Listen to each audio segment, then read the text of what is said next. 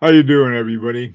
Um, this afternoon, I thought it'd be sort of interesting to take a look at, I guess you could call it optimal buying times. In other words, you're thinking about getting a watch and you're watching all kinds of things going on around it and trying to figure out, well, I want to get this, but I want to get it at the right time.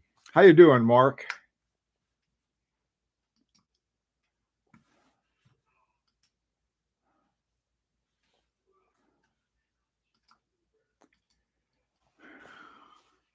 Oh, good. Thank you. I'm glad everything's working. You were thinking about getting a watch. Hi, Rick. How you doing? Ron Cruel? Damon? Hi, Damon.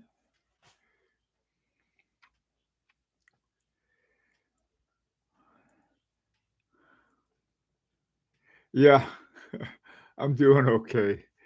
Um, I Hi, Alp.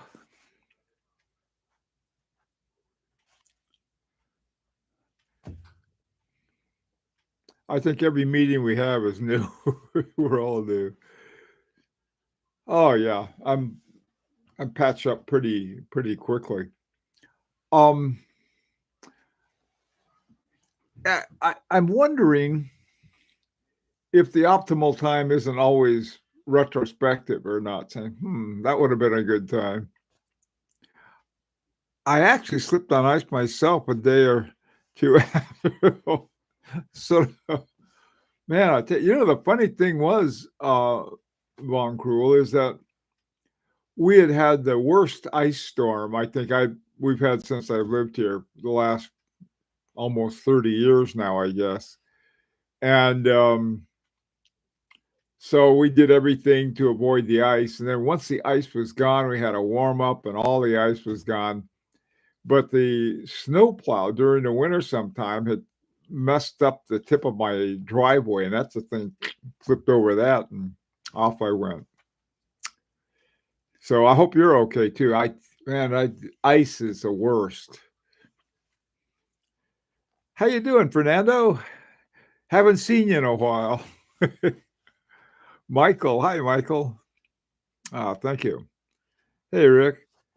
Do other people go through phases where you have less interest in watches? That's where I'm at now. You know, Rick, I think there probably is. It's really funny.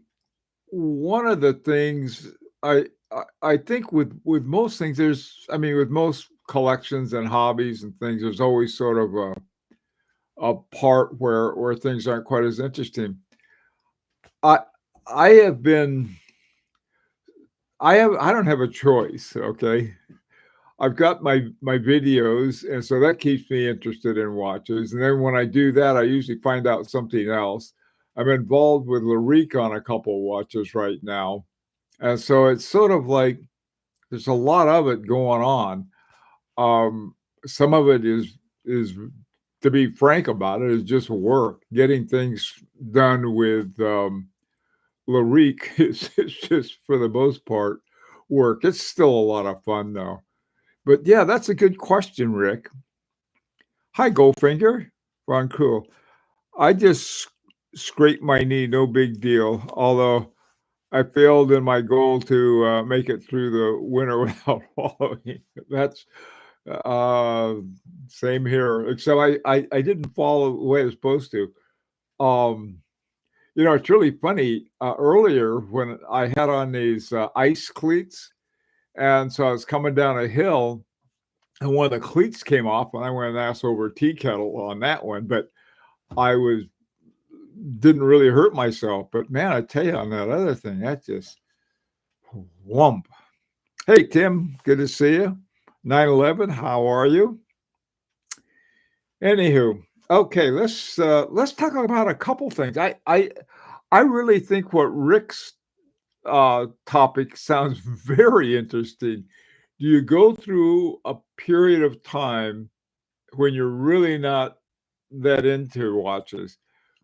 And I'll tell you why I think that's an interesting thing to bring up, is that a lot of times that's when you find your best deals. It was that, like, you're just sort of minding your own business and come across something that says, "Wow, that really looks good."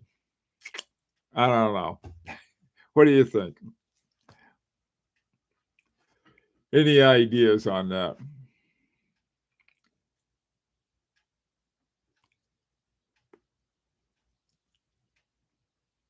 Same thing with cooking. Sometimes I'm really into it, sometimes I'm eating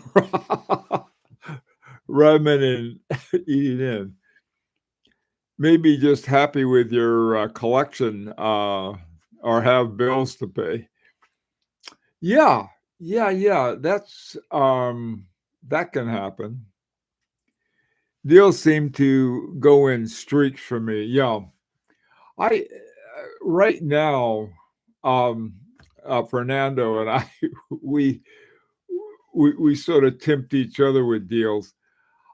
I think right now is that, I'm I'm interested in my own collection a lot, and I have one more watch on order for this year, but the ones that I have I really keep me interested in it. So I've got I hope I don't see any more deals.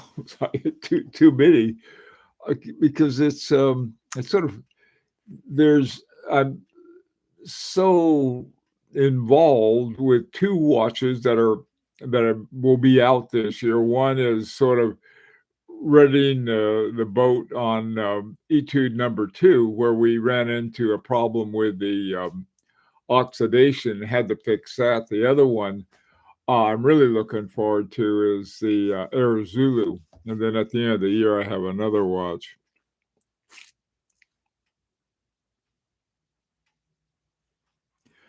Hey, Ghost, how you doing? The Yiddish Gambino. Who is that? Okay, I just had it happen today on, 5905P Patek Philippe annual, calendar chronograph. I just knew the deal was right and, had to pull it.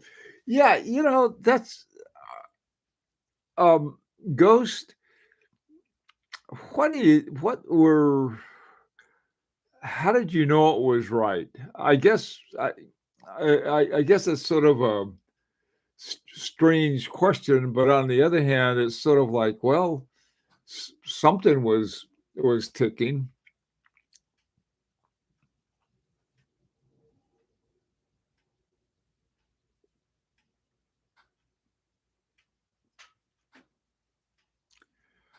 Oh, you got the, casket. Is that the one by, Girard-Perregaux? Is that the right one, Von Krul, or am I off? Hi, Perry. Oh, first time. Good to see you, Perry. Or is it yeah, that's Perry. Hey, Damon. When I see what looks like a deal, that's sometimes what makes me interested in that particular watch. Yeah. Yeah, I what I've been doing is that I get these, Europa, or they call it Europa Star. I get that because I'm a member of, the Horological Society of New York. And a lot of times when I'm getting them, I'm really busy, so I don't read them. And so I started going over them, and boy, they're really, I mean, there's an incredible amount of good stuff in that, magazine. And so there's stuff that comes up, and I thought, wow, I didn't know about that. And that's sort of interesting. 10 to 15% below the lowest I've ever seen. Yeah, that's that kind of thing can, be a real trigger.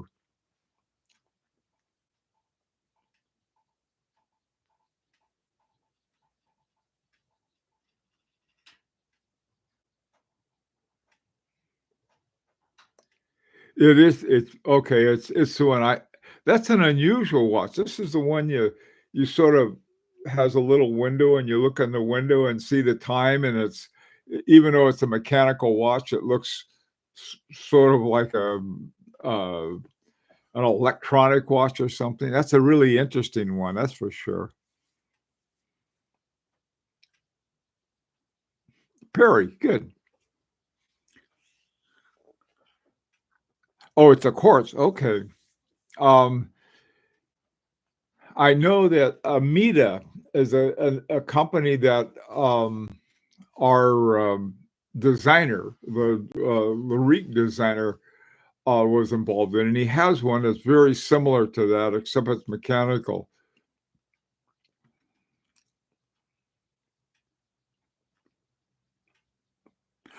Well, hello, Brandon. How you doing?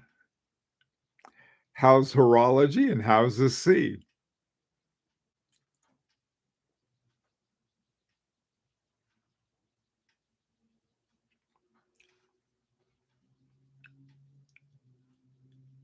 Gianni Versace did a high horology precious metals in limited numbers with partners like Frank Mueller and Zenith. Oh, how that is interesting. That's extremely interesting. You know, I can understand Versace uh, connection with Louis Vuitton, and and I'm not sure what it would be with Mueller, but Mueller sort of I think is has got a reputation for trying out a lot of different things, which is in a good way.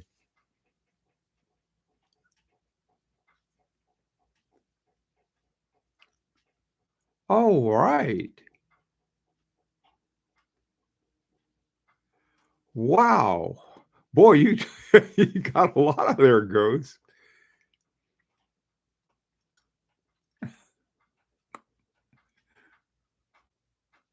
Hmm.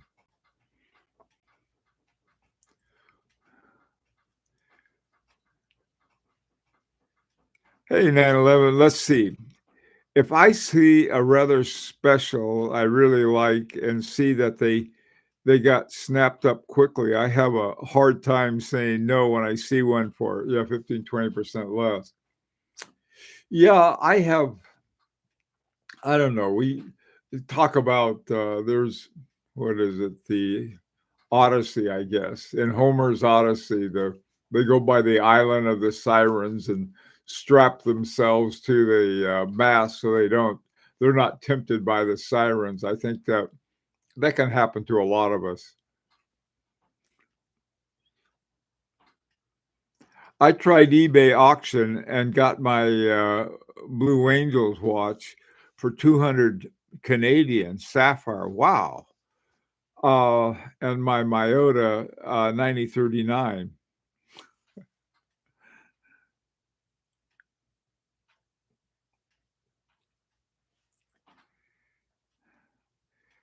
Check out the very cool, wow, what is that?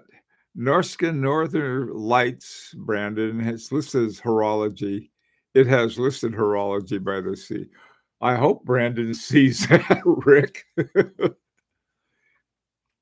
I've been having enough fun finding awesome straps and bracelets. I've been gravitating toward sailcloth. Yeah, yeah, that's one thing that you're not going to have problems going across borders. The sailcloth.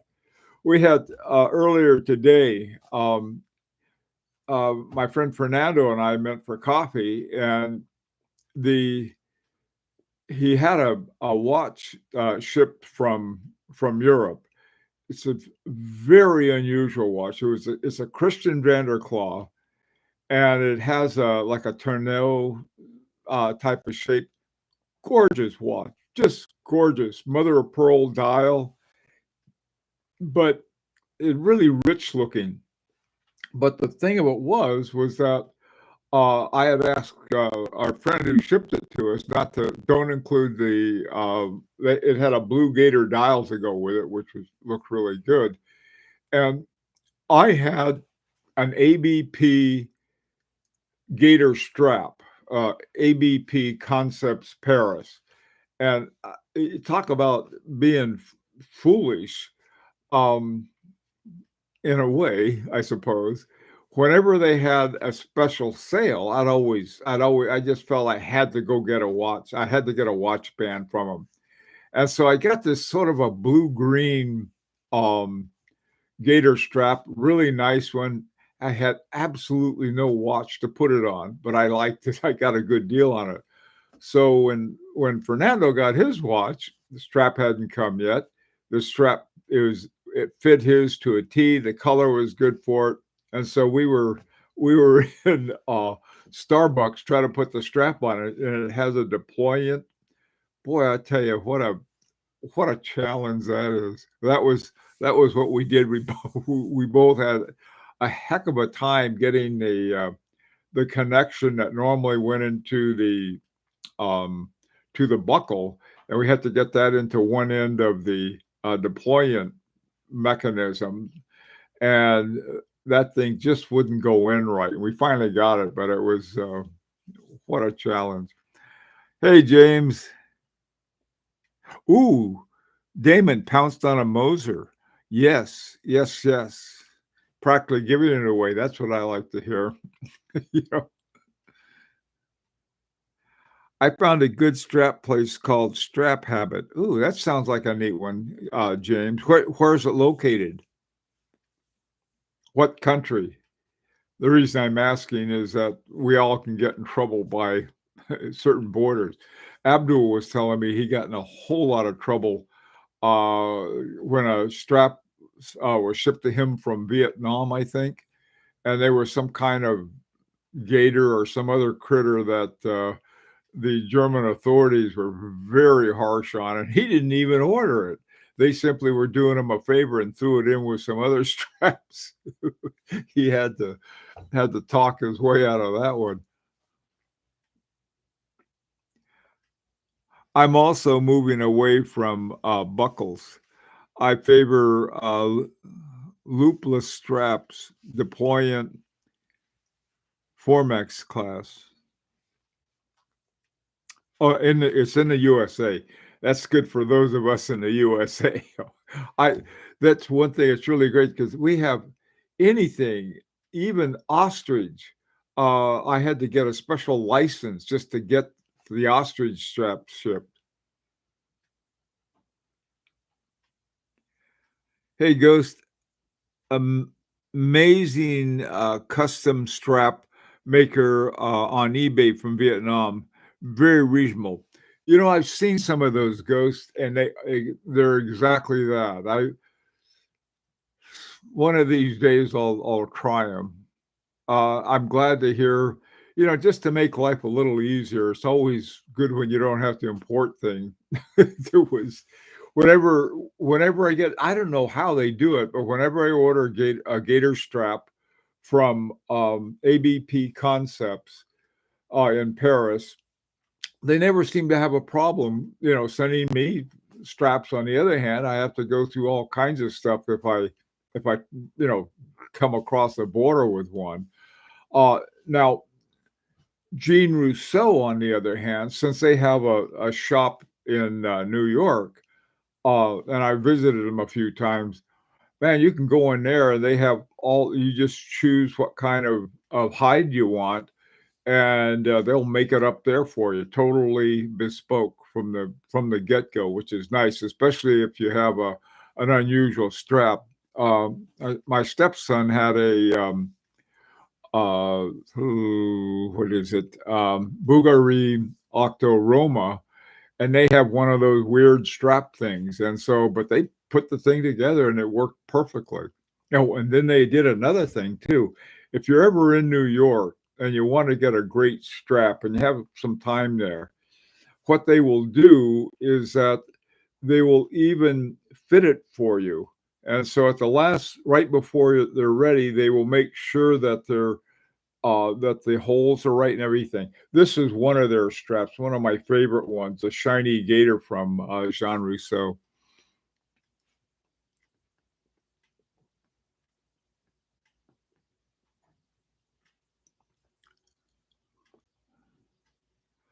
Yeah, I think I pounced on a nice, you know, 9/11, Jaeger-LeCoultre coming from Hong Kong and, from Asia, from I've never had a problem, never, with anything coming from Asia.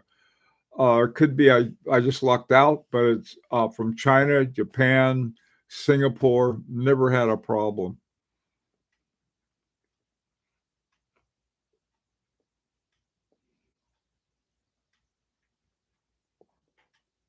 Mill handmade from Australia. Awesome straps of kudu and Arctic elk. There's another place in Canada called Combat Straps, which is sort of a terrible name, but I think there's a guy named Aaron who runs it, who does an excellent job, I understand. Hi, Chuck. Speaking of Versace, I own a bi-metal Versace with a big date and a La Joupert movement. Not bad. Pas mal. Yeah, I think one of the things that's always fun to do is to um, find like a luxury brand, um, that most people think, well, they're just, all they are is a sort of a label on a cheap watch, but a lot of them aren't. Yeah, because you can find some good movements. And again, of course, Hermes is a good example since they own, I don't know, some percentage of 25% of Assure. By the way, too, another company I think really to keep an eye on a whole lot is Chanel. Not only does Chanel own a piece of, they own a piece of FP Journe, um, Romain Gauthier, uh, Bell, and somebody, Bell and Roth. Forgot I think they own all of Bell and Roth. And then I just found out that they own a share of MBNF. So they're up to something, I know. And I guess fortunately or unfortunately, depends on how you look at it. All of their new high horology movements, other than the first one that they made for the Monsieur, um,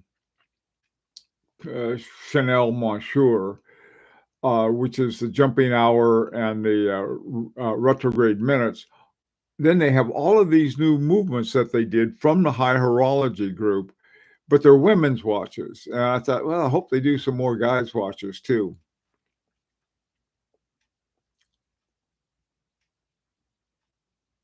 You've been bombarded by combat stuff. I sold some of my watches eBay, but it takes a month to get my money saving for a Tissot Petite Seconde. I was just looking at those Petites Heritage Tissot Heritage Petite Seconde. Those are still watches that, I mean, the prices have been going up a little on those, I've noticed, because I don't think they're making them anymore. They always were a good deal, and of course, they're a better deal now, but there aren't as many as there used to be. Hi, Forbin. Did you ever try Erica's original strap made from stretchy fabric that used to source for the military? No, no, no. That's interesting, Forbin. Yeah, I had the last watch I sold. I'm trying to think how long it took. I sold it on Phillips, and it took, trying to think, I think I sold it in either November or December, and then I finally got paid in, I think it was January. So, but they did a pretty good job, I gotta say.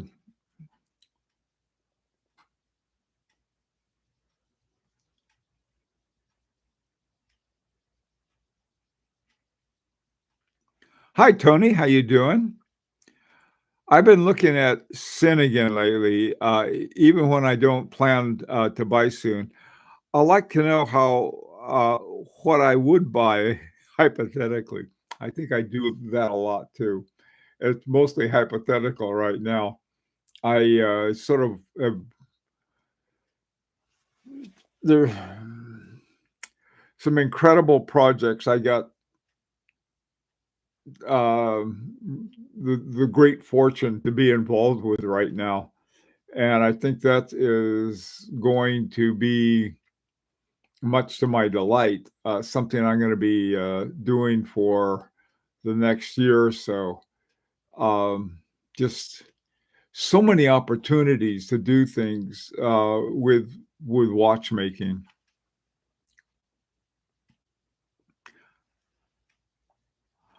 Hi, Aitor, is that right? How you doing? From Spain. How are things in Spain going? It's good to see you. Enough irons in the fire. Yeah, I know what you mean by that, Von Krul.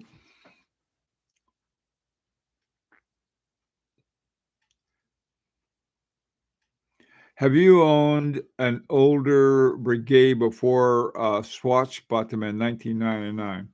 Not me, but boy, there's one I'd really like to have, and that's one of the ones that Daniel Roth made. I think it's a 3130, and it's sort of like it's one of those things that's always in the back of my mind, and their prices are up and down, but it's one of those things. If everything is just right, it would be one I wouldn't mind having at all. Hi, Radzia. 81. Okay. It sounds from what all of you have said, the time to pounce is you have to have some sense of what's going on. I think the ghost of Yiddish Gambino said it quite well when he pointed out. He said, "You see something that you want that's 10 to 15% below, that's the time, because suddenly you see something, and you know what to do, but you have to know what it is in the first place. In other words, if you see something, let's say something that's going routinely for around 10,000, and all of a sudden you see one for 7,000, you know that sounds pretty good."